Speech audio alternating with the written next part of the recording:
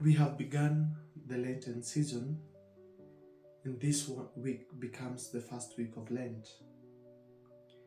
In the Catholic Church, we have the CJPD group, which gives us these books which have different themes that covers the whole Lenten season. And the theme for this year is the Kenya we desire. That means we have a responsibility of our country, socially, politically, spiritually, and even morally. And we are told, as they quote Micah chapter 6 verses 8, what does God require of you? To act justly, to love mercy, and to walk humbly with your God. Today, we look at week 1, which the theme is family, foundation of our church and society. There's a story given, and this is the story I'm going to read, and then we give 1-2 points. The story reads, Faraja and Fahari lived happily in Changomba village with their 2 children, Amani and Jasiri. Faraja, a thriving businesswoman, and her husband Fahari, who had recently been retrenched, shared their joys and sorrows. Beneath the facade of family bliss, a storm brewed, fueled by societal pressures and personal insecurities. Haunted by the constant belittlement from his peers for depending on his wife for a living, Fahari, who was retrenched, struggled with feeling of inadequacy, which affected his self-worth and family harmony. Their daughter Amani, caught in the growing rift between her parents, sought comfort in the company of new friends who affirmed and gave her a sense of belonging. She fell prey to drugs and substance abuse, dropped out of school, and was reduced to a shell of her old self. Initially, Jasiri had delinked from his family's issues by immersing himself in his academic and extracurricular activity. However, the situation changed when Fahari, the father of the family, physically assaulted Faraja, his wife, resulting in her hospitalization. Disturbed by the sad situation in the family, Jasiri vowed to find a solution. He sought the intervention of the church elders, who reconciled the parents, reminding them of the importance of unity, respect, and harmony in the family as the foundation of society.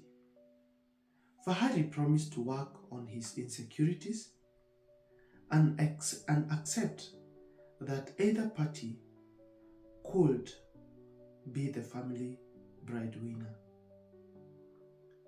They apologized to their children and committed to being good role model.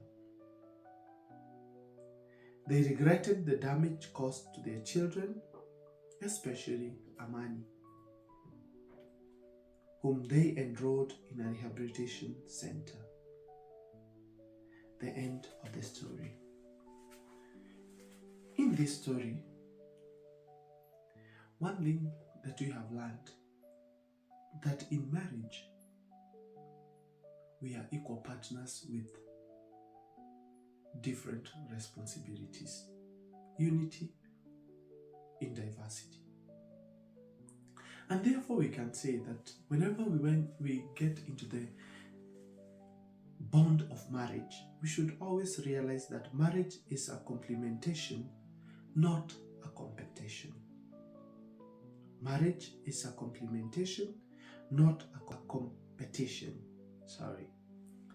We feel when we are in marriage, we feel in for what the other or what our partner lacks.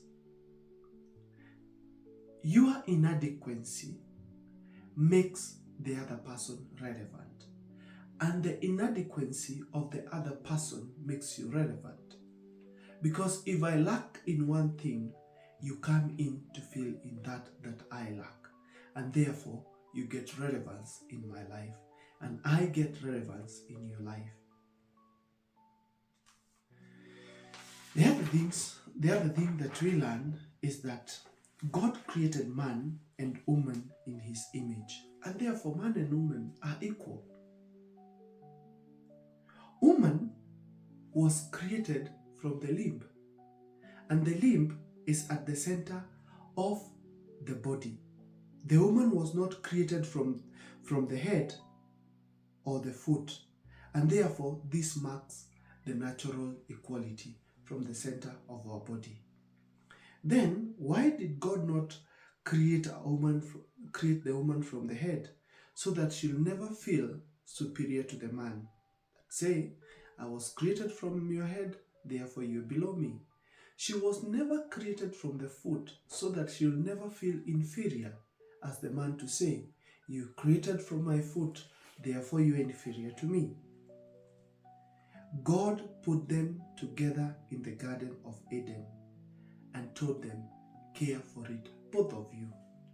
If you look at the natural way of what I would call the biological formation of our body, the limb protects the vital organs, and the vital organs feeds the limb that it may protect them. The same way in marriage, the woman is called a helper. A helper does not mean an inferior. If you're in problem, I'm called to help you because I can perform the same duties you can perform. Therefore, I become a helper to help you in what you do, but I can also do. Therefore, we are equal partners in that marriage. To our children, let us always remember, whatever happens at home, our parents do not give us the best. They don't give us the best, and they won't give us the best. They give us all that they have. Our parents give us all that they have too. Our parents, and we should remember this, whatever your parents have done, whatever they are, however they behave, no matter their moral standing, remember that our parents are imperfect beings trying to do a perfect job. Let us support each other as a family. Let us be the support system of every member in our family. Tumsifu Yesu Kristo.